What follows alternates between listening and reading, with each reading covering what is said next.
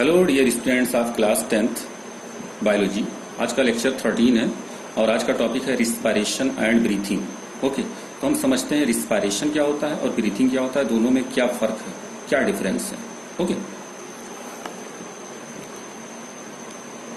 यहाँ पे देखिए आप, हमने लिखा है रिस्पायरेशन और मैं पहले ही आपको बता चुका हूं कि रिस्पायरेशन का मतलब सिर्फ इतना होता है कि जो ऑक्सीजन होता है वो सेल के अंदर ग्लूकोज को क्या करता है, ब्रेक करता है, मींस कैटाबोलिक प्रोसेस होता है। तो इसी को हम क्या कहते हैं, रिस्पायरेशन। तो इतने प्रोसेस को हमने रिस्पायरेशन कहा। और इससे क्या रिलीज होगी, एनर्जी रिलीज होगी। इससे क्या रिलीज होगी, एनर्जी रिलीज होगी।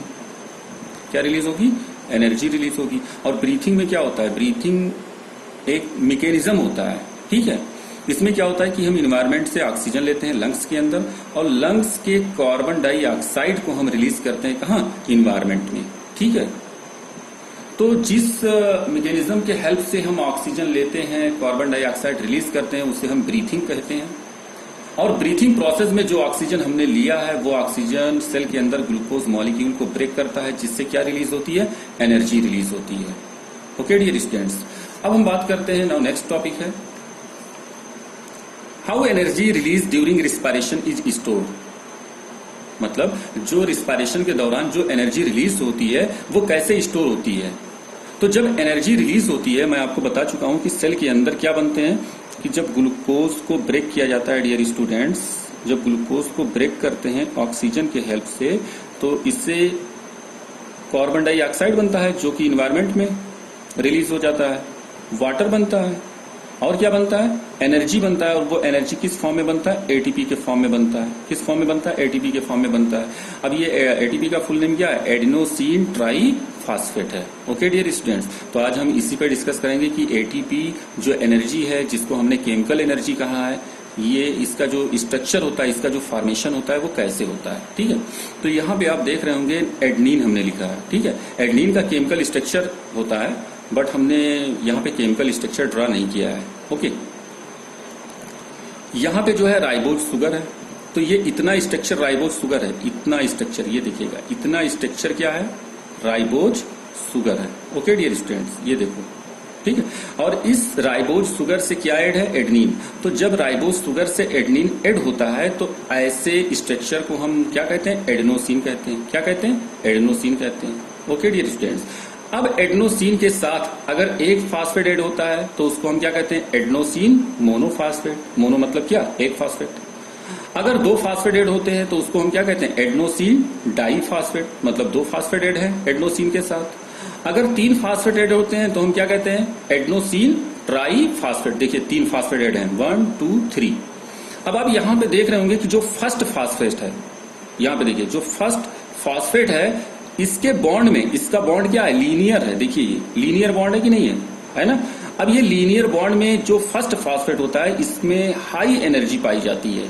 कितना पाया जाता है, 1500 to 1800 कैलोरी पर मोल। मीन्स हम कह सकते हैं कि एडेनोसिन के साथ जो फर्स्ट फास्फेट लगा होता है उसमें हाई लेवल एनर्जी क्या होती है, प्रेजेंट होती है।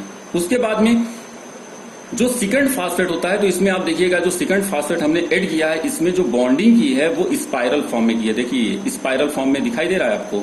यहाँ पे स्पाइरल फॉर्म इसलिए हमने ड्रा किया है क्योंकि यहाँ पे जो एनर्जी का लेवल होता है वो कम होता है, ठीक है। तो कितना होता है, 7300 कैलोरी पर मोल होता है।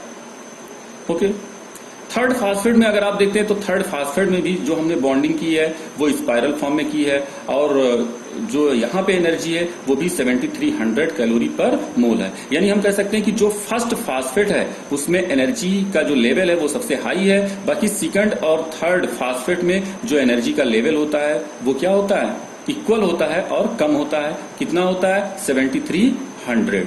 ओके डियर स्टूडेंट्स, तो यहां पे देखिएगा एटीपी है, एडेनोसिन ट्राई फास्फेट। ओके, अगर इससे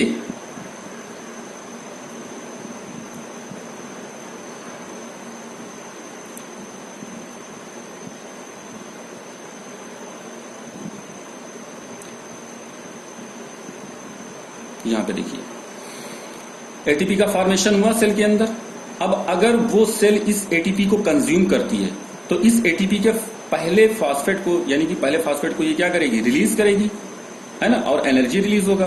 पहले फास्फेट को ये पहला फास्फेट ब्रेक होगा और एनर्जी रिलीज होगी। और जो एटीपी था यानी एडेनोसिन ट्राइफास्फेट, वो किस में चेंज हो जाएगा, एडेनोसिन डाइफास्फेट में चेंज हो जाएगा। यानी कि एक फास्फेट यहां से क्या हो रहा है, रिलीज हो रहा है। ऐसे फास्फेट को हम कहते हैं इनऑर्गेनिक फास्फेट। क्या कहते हैं, इनऑर्गेनिक फास्फेट। डियर स्टूडेंट्स ध्यान से देखिएगा, इनऑर्गेनिक फास्फेट कहते हैं, ठीक है। और इसका जो सिंबल होता है वो क्या होता है, पीआई होता है। सपोज अगर एडीपी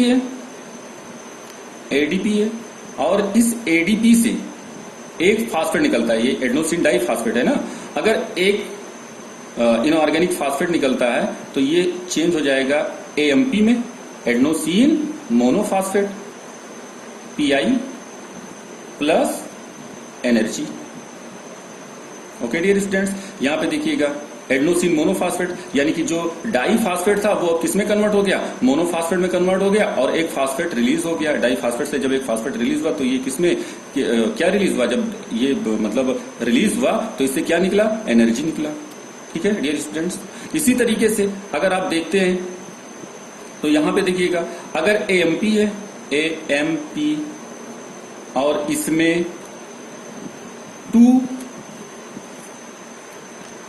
पीआई यानी कि इनऑर्गेनिक फास्फेट ऐड हो जाते हैं तो ये चेंज हो जाएगा किसमें, एटीपी में चेंज हो जाएगा। किसमें चेंज हो जाएगा डियर स्टूडेंट्स, एटीपी में चेंज हो जाएगा, क्योंकि यहाँ पे एडेनोसिन मोनोफास्फेट में 2 फास्फेट क्या हो रहे हैं, ऐड हो रहे हैं। तो ये किसमें चेंज हो जाएगा, ट्राइफास्फेट में चेंज हो जाएगा, जिसे हम क्या कहेंगे, एडेनोसिन ट्राइफास्फेट कहेंगे। तो यहाँ पे आप देखिएगा कि जो एडेनोसिन होता है उसका जो पहला फास्फेट होता है उसमें एनर्जी का लेवल सबसे ज्यादा होता है। सेकंड फास्फेट में जो एनर्जी का लेवल होता है वो क्या होता है, कम होता है। इसे हम जो है स्पाइरल फॉर्म में इसकी बॉन्डिंग करते हैं। और जो थर्ड फास्फेट होता है उसकी बॉन्डिंग भी जो होती है वो स्पाइरल फॉर्म में होती है, और ये थर्ड फास्फेट होता है डियर स्टूडेंट्स।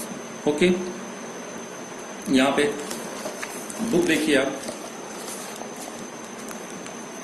यहाँ पे the energy produced during respiration is stored in the form of ATP molecules. ATP molecules में क्या होते हैं, वो एनर्जी स्टोर्ड हो जाते हैं in the cell of the body, body के सेल में। Okay dear students, after that ADP is a substance called adenosine diphosphate. Means ADP तभी बनेगा जब एक इनऑर्गेनिक फास्फेट क्या हो जाएगा, रिलीज हो जाएगा। Okay, ATP is a substance called adenosine triphosphate. यहां पे दिया गया है, ये लो एनर्जी है ना एडीपी।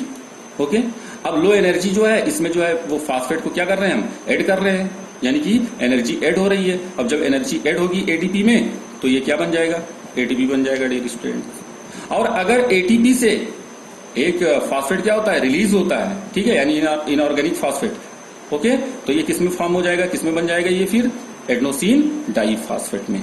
Okay dear students,